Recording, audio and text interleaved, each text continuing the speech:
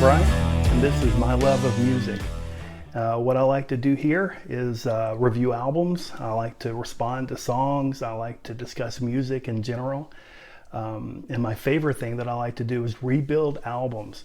Now what that is, and that's what I'm going to be doing today, is the process of taking an album and pretty much going back to the mixing board and just reordering the songs, maybe taking a song out, if possible putting a song in, just something to make the album have a better flow. Some of the greatest albums of all time just have a bad sequence. They're just not ordered correctly, in my opinion. And I very often like to rebuild the album, reconstruct the album, if you will, take out some songs that I find that are weak or just don't fit, and put something in that does fit, and put it in the right order, and that's what I listen to. I don't even listen to the album. A lot of albums like Sgt. Pepper's Lonely Hearts Club Band can't be touched. It's just an amazing album. It's perfect from beginning to end. There's nothing you can do. And actually, sticking on the Beatles theme, a good example of an album that got reworked is the Let It Be album. I don't know if you remember, but the Let It Be album was given to someone else, Phil Spector, actually. And after they recorded everything and they pretty much just abandoned the project, they gave it to Phil Spector to pretty much put an album together and release to the world, and that's what he did. But just had a little extra in there that wasn't really that great. I mean, of course, it was the Beatles, so of course it's great, and also the sequencing was just not right. And the first time I heard the album, I thought that. I'm like, it's just a strange way to start an album. I like the album, of course, but it just wasn't great. So Paul McCartney went back years later, added in a song, put it in a better order, and now you listen to it, it's just better. It feels better, it's got a better flow, and that's what I like to do. I like to take albums and just fix them. I like to pull a Paul McCartney on Let It Be. Actually, the newest version of that is called Let It Be Naked, and it's amazing. So the first album that I want to do is an album by a band that I used to listen to back in the 80s and 90s. Aerosmith. They have an album called Get a Grip. Get a Grip was pretty much the third album of a trilogy that they put out. You first had Permanent Vacation, which is one of my favorite albums of all time, and then Pump, and then this one, Get a Grip. It was basically one of the best albums they ever put out. Actually, it was the best-selling studio album worldwide, and it's the first album, their first album to reach #1 in the United States. So it's a good album. But I remember when it came out back in '93. I think it came out in April, yeah, of '93, and I remember listening to it. And of course, the song, what was that? Living on the Edge was already released. It released a month earlier. I remember hearing that song, which was somewhere near the top of the album. And to me, it had such a finishing type sound to it. And like it should just be more towards the bottom or maybe the last song of the album. It just didn't seem like it fit correctly. And also there were some what I considered kind of unlistenable songs on the album that I just always skipped over. Now the purpose, I think, of an album is to hear, when you listen to an album, you don't skip through all the different songs and just go to the hits. The album is made to be heard from beginning to end. So whenever these double albums, to me, take a huge chance of me not listening to the whole thing. Triple albums, quadruple albums. I just don't really care to listen to the whole thing. I would rather have like Van Halen's 1984, just like 8 or 9 tracks that are just really, really good songs. There's no extra fluff. There's nothing in there that it's just unlistenable. It's just great stuff. And I think if you can listen to an album from beginning to end and get a feel and kind of go through the emotions, and it keeps your attention the whole time, that's a good album. I don't think a good album is an album that just has really good singles that did well on the radio. I think a good album has songs on it that maybe didn't hit the radio, or maybe there were no songs released whatsoever. It's just a good flow, good sound. Anyway, so Get a Grip by Aerosmith is a 14-song album. It's like an hour and 2 minutes long. To me, that's too long. And there's several songs in there, like, for instance, Get a Grip. I don't think it's a good song. Listen to the beginning of that song. It actually sounds like Nasty Boys by Janet Jackson. And I can't get past it, and I hope I didn't mess it up for you if you like it. Flesh, just, throwaway song for me. I don't really think it's that great of a song. Gotta love it. And these are good songs. I just don't think they really fit. Now, what I do is listen to the whole album and decide, okay, this song, maybe I hear a song and think, this is a really good starter. Imagine that you're at a concert, and at that concert, whatever song they start with, it's something that they really want to get the crowd into it. And I don't think it should be any different when you listen to an album. So I think the best thing to do is start strong whenever you're listening to an album, or sequencing the songs on an album. I think it's best to start strong and just go from there. But on this one, you have intro, which is a nice, it's nice. It's a good start of the album, and I think it was intended to be the beginning song, so we'll keep that in there. It's only 23 seconds long, so no big deal. Then you have Eat the Rich. Now, Eat the Rich, I think, is a really good, basically it's the starting song, and it's a very nice song.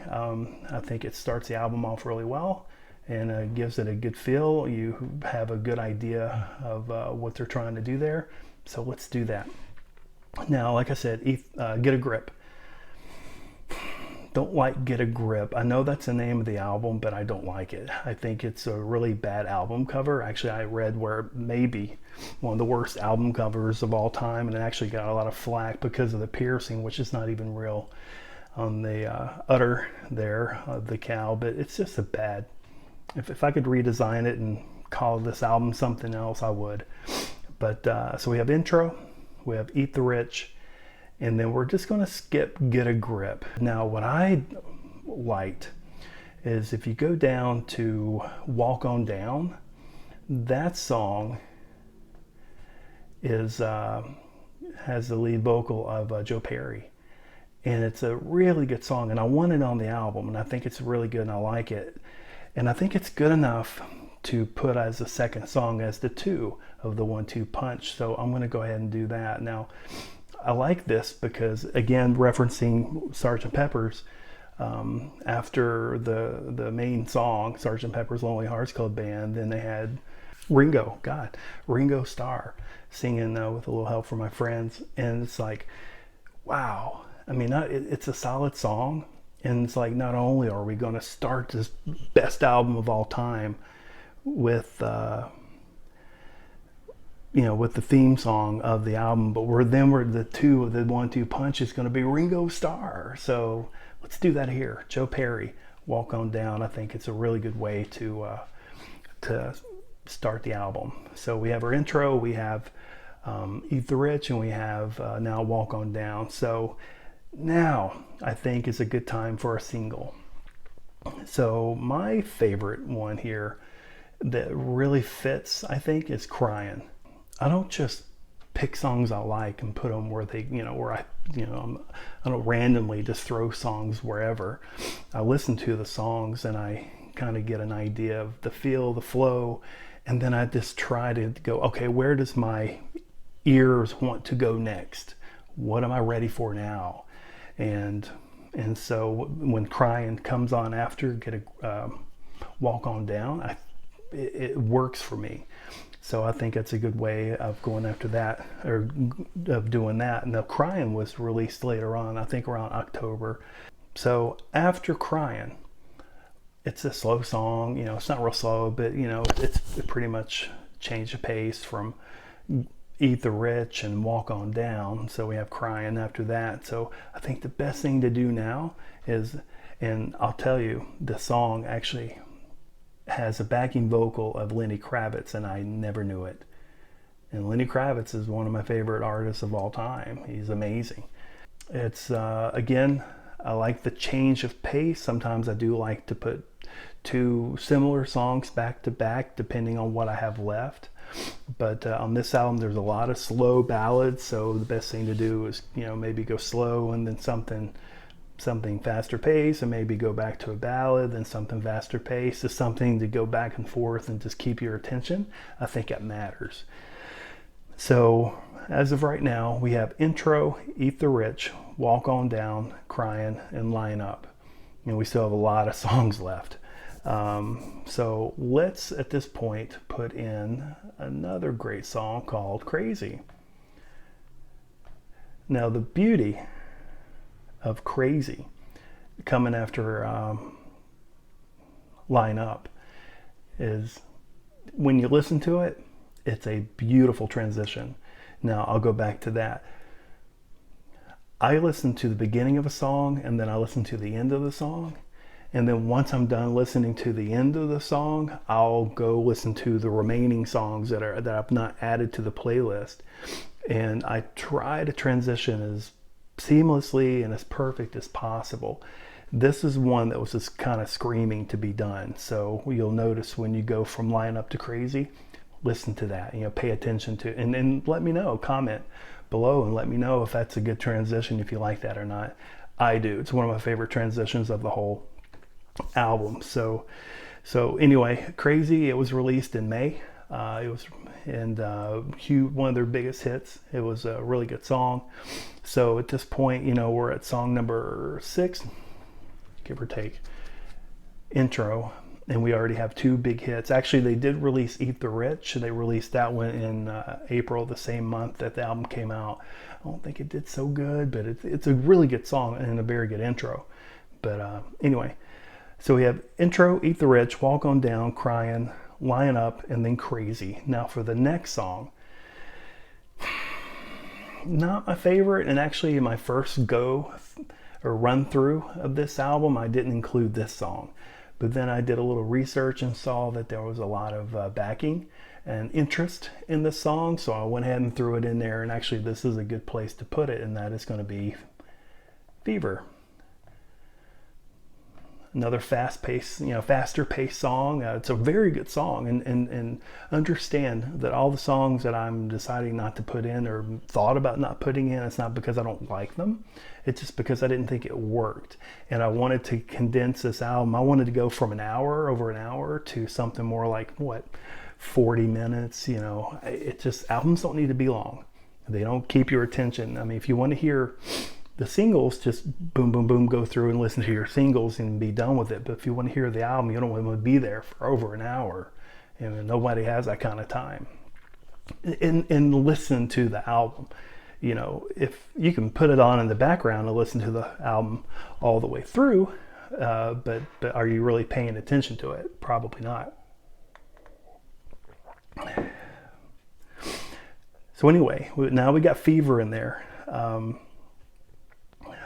So again, we're kind of going back and forth. It's not really my style to do ballad, fast-paced, but that's just how it's going to work for this album. I think it's the best based on the fact that there's a lot of ballads on here, which are the big songs on the album. So I think it's nice to just mix those in, kind of weave them into the album, every other song at least, or close to it, and it keeps people's interest. I don't like it when you put a bunch of songs together. Actually, Michael Jackson, I don't know if anyone's ever noticed, but I remember back when Thriller came out, and you have Beat It and Billie Jean and Thriller, those 3 songs were back to back to back. And it's like, why would you do that? And if you actually were there when the album came out, you had some song, Thriller on one side, and I think, if I'm remembering correctly, I may not be, and then Billie Jean and Beat It, it's like, wrong. Spoiler alert, I may do that one next. because that one, even though it's the best-selling album of all time, it needs help. The next thing let's slow it down again. And another song that they released, actually it was in November of '93, Amazing. Another fantastic, beautiful song by Aerosmith that has to be in there. So I've taken out so far Get a Grip, Flesh, Shut Up and Dance, and Gotta Love It. Those are just not on here. I think they should be on albums. Maybe they could have been throw-ins or slotted in the next album that they did, or maybe previous albums, depending on whenever they wrote them. But I just don't think they really fit. And I think it was just too much fluff. And I'd rather not have them on the album. I think it's going to be much better without them. So at this point, we have Amazing. Now, Boogeyman. I think it's great. I really like it. I want to put it in this album, and I really didn't know where to put it. I actually thought about putting it as the first song, but intro's there, so I'm like, okay, we'll do intro. So I decided to put it right here, right after Amazing. So it's kind of like an intermission, you know, like just a one last breather before the finale. Let's put it in there. And then last, and definitely not least, Living on the Edge. Now the reason Living on the Edge, I think, is the final song. Listen to it. It's another ballad, but it's very dramatic. It's actually 6 minutes and 21 seconds long, and the last 2 minutes is basically a wind down. So it just screams finale. And I think it's the best way to end off the album. Actually, the last minute is just more just music. Just listen to it. I'd love to play it on the album, but I don't want any record companies getting upset with me. I would much rather be able to play this stuff and actually point this stuff out to you, but we'll not do that. But anyway, so we're finishing up with Living on the Edge. Now, if we look over at the finished product, we're going to see, here it is, Aerosmith, Get a Grip. Now, we went from 1 hour and 2 minutes to, as you can see, 10 songs. Or actually, we started with 14 songs in 1 hour and 2 minutes, down to 10 songs in 41 minutes. That's almost, I think that's what I said. Did I not say about 40 minutes? That was almost right. And it's going to start out with the intro, and then Eat the Rich, Walk On Down with Joe Perry. It's just, I love doing that. Crying, Line Up with backing vocal of Lenny Kravitz. Then Crazy, then Fever, Amazing, then the instrumental Boogeyman, and finishing it off with Living on the Edge. Listen to it, and then come back to the YouTube channel and tell me what you think. This is pretty much my favorite arrangement, my favorite sequence of this album, and definitely a way that I will listen to this over and over and over and over again. And you know, maybe you'll like it too. So, but thanks for coming over and hanging out with me today, and I'll see you next time.